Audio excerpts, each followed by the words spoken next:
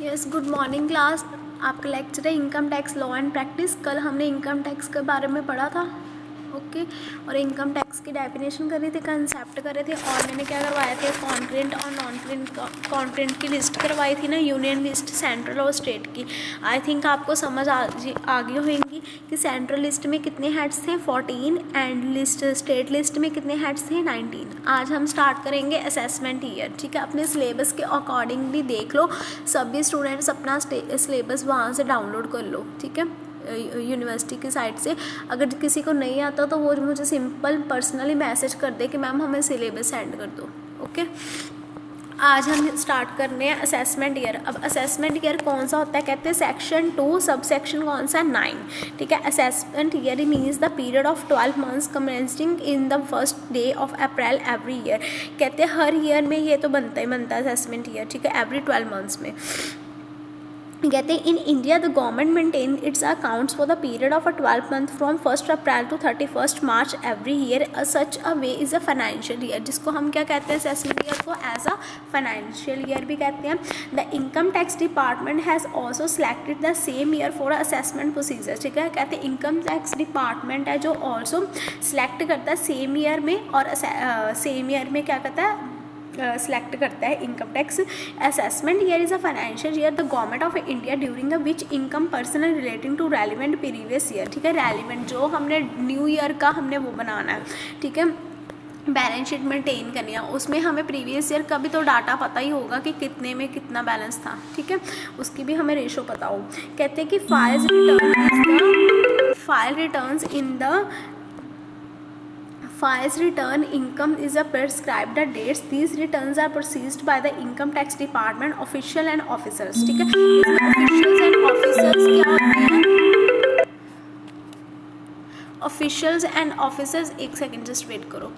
इसमें officials and officers क्या होते हैं, इसमें देखते हैं क्या डिपार्टमेंट के वो टैक्सेस को, एंड टैक्सेस हमेशा कौन पास करता है, गवर्नमेंट पास करता है, ये तो पता ही है। Eight the end of a period हम कब देखते हैं, अप्रैल 31 मार्च में, ठीक है।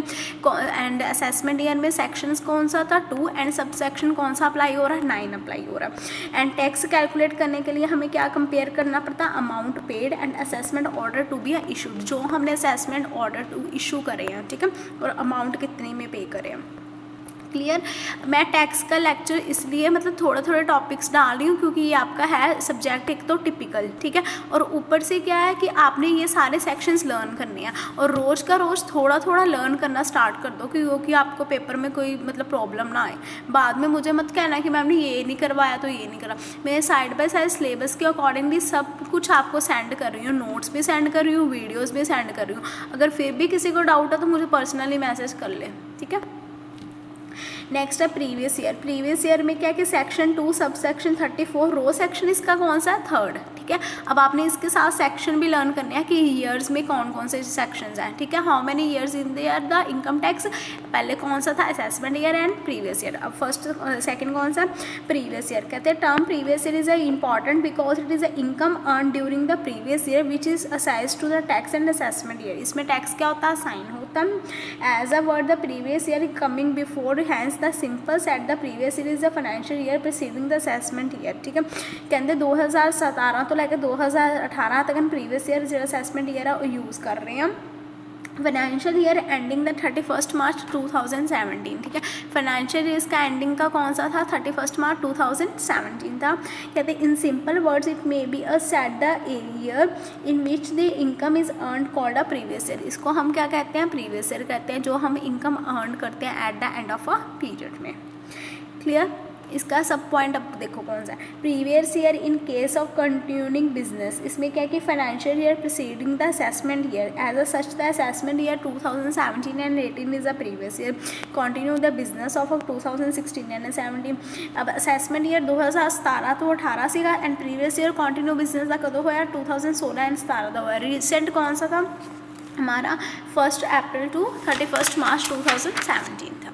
नेक्स्ट देखो, कहते newly setup business and professional में कौन सा सेक्शन अप्लाई होता है, कहते हैं assessee is a free to setup a new business and start the new profession, ठीक है। कहते एक असेसी इकोनॉमिक एक पर्सन को स्टार्ट करने के लिए बिजनेस को क्या करना है, कौन सा सेक्शन यूज़ करना चाहिए, एक प्रोफेशन को first previous year case newly set the business and profession is created the source of income and shall the day at 31 मार्च, ठीक है, वो भी 31 मार्च को ही रिटर्न्स भरता है। And so the first previous year is a 12 months, हमेशा आपने यही लर्न करना है कि प्रीवियस ईयर कितने मंथ्स का है, 12 मंथ्स का है, ठीक है। And less the 12 month is subsequent the previous fourth year the shell 12 month duration is also starting the 1 April each year, ठीक है। हर बरी ईच ईयर मीन्स हर साल 1 अप्रैल को ही स्टार्ट होगा न्यू पीरियड, ठीक है।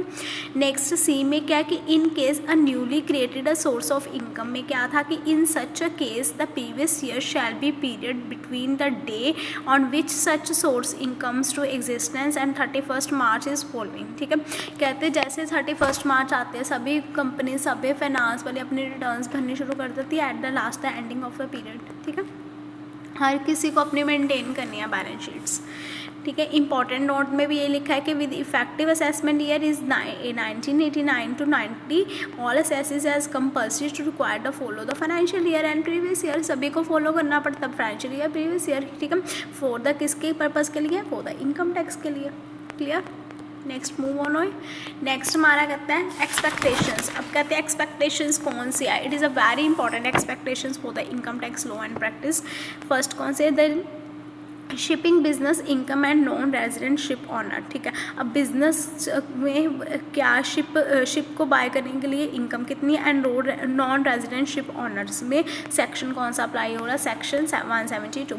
कहते in case non resident shipping company ने क्या करा has no represent the India earn the income by carrying the passenger, उसने क्या करा, कैरी कर लिया पैसेंजर शिप ले लिया उसने इंडिया से, ठीक है। उसने कोई भी सेक्शन कोई भी रूल्स लागू नहीं किया, बट क्या हुआ, कहते हैं live stock male and goods loaded from the Indian port. अब वो यहाँ से इंपोर्ट कर रहा है अपना, ठीक है, शिप में अपना लोड करके सामान बाहर लेके जा रहा, उसके लिए भी उसको क्या पे करना पड़ेगा, टैक्स पे करना पड़ेगा। कितनी अमाउंट है वे 7.5% में, ठीक है, मतलब 7.5 अमाउंट च, ठीक है, रिसीव करना पेगा उन्होंने शिप ऑनर नू। एंड की कहते कि इंक्लूड की होवे अमाउंट, अकाउंट चार्ज और हैंडल चार्ज, ठीक है, सब चार्ज उसको वहाँ पे यूज़ करने हैं जो वो शिप बिजनेस इनकम में जो शिप में वो सामान लोड करके कहाँ लेके जा रहा है, फॉरेन एक्सचेंज में। कहते कि port cleanness certificate shall not be guaranteed to ship is collected to the customers, ठीक है।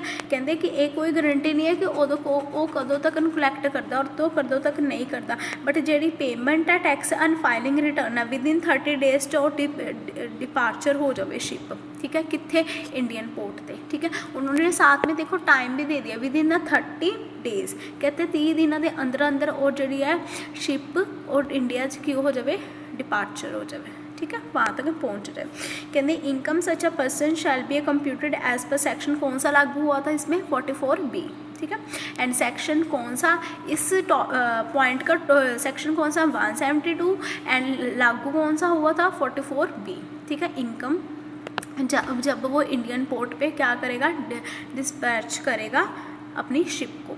सेकेंड है in case of person living India, in case अगर पर्सन छोड़ के जा रहा है इंडिया तो कौन सा सेक्शन अप्लाई हो रहा है 174। कहते in case ITO has been a reason to believe a individual will leave the Indian, no intention to return during the current assessment year, कोई गारंटी नहीं है असेसमेंट ईयर में कि वो वापस आएगा कि नहीं आएगा अगर इंडिया से चला गया तो। But total income such individual period between the expire last previous year till the date of departure the tax will be current assessment year, tax उसको फिर भी करंट असेसमेंट ईयर पे ही पे करना पड़ेगा, ठीक है, अगर वो क्या कर रहा है, एक पर्सन लीव करके जा रहा है इंडिया को छोड़ के जा रहा है। थर्ड पॉइंट है assessment of an association of a persons body of individuals और the artificial judicial persons from the establishing only for limited period, ठीक है। अब कहते हैं इसमें क्या एक पर्सन ने क्या है आर्टिफिशियल जुडिशियल पर्सनस को क्या करा, नॉमिनेट करा पीरियड में, कौन से सेक्शन में करा, भी 174A में करा, ये सेक्शंस लिखे हुए हैं सारे देख लेना।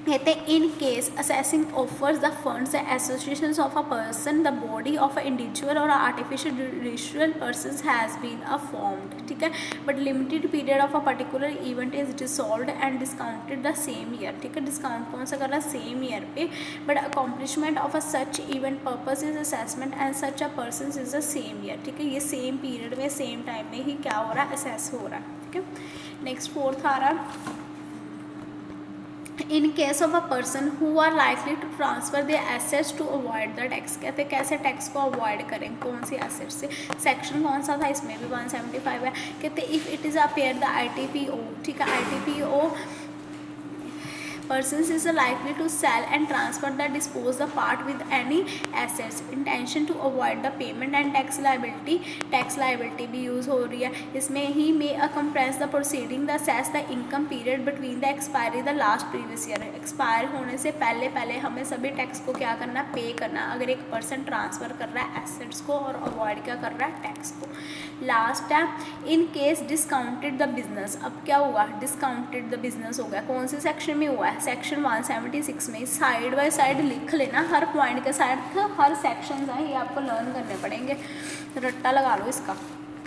कहते हैं in case any business and profession is discounting during the assessment year, अगर चल रहा है ड्यूरिंग द असेसमेंट ईयर चल रहा है तो income tax period is expire कब होगा, वही लास्ट प्रीवियस ईयर में ही एक्सपायर होते हैं ना सारे tax period, income tax period till the date the discounting of may be assessed to the tax in current assessment year is discretion through the assessing the officers. अब इसमें क्या मिलेगा हमें, कहते हैं एक असेसमेंट रिसेंट असेसमेंट ईयर में भी हमें उसको क्या करना पड़ेगा, पे करना पड़ेगा टैक्स, ठीक है, फॉर द गवर्नमेंट, किसको पे करना है, गवर्नमेंट को पे करना।